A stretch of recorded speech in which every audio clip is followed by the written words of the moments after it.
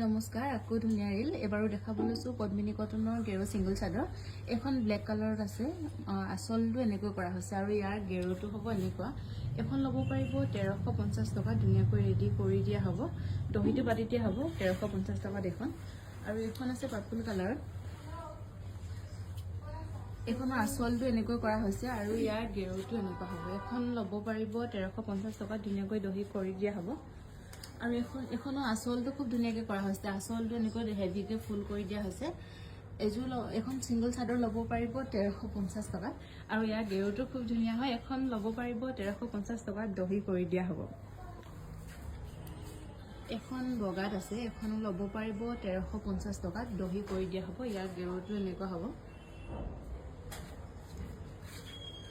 আৰু এখন আছে ব্লেক কালাৰ এখনৰ আসলটো এনেকৈ কৰা হৈছে এখন ল'ব পাৰিব 1350 টকা ধুনিয়াকৈ দহি কৰি দিয়া হ'ব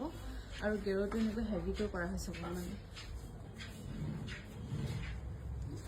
এখন আছে ৰেডত এখনৰ আসলটো এনেকৈ কৰা আছে সিম্পলকে আৰু এটো হ'ব গেৰোটো এখন ল'ব পাৰিব 1350 টকা ধুনিয়াকৈ দহি কৰি দিয়া হ'ব 1350 টকা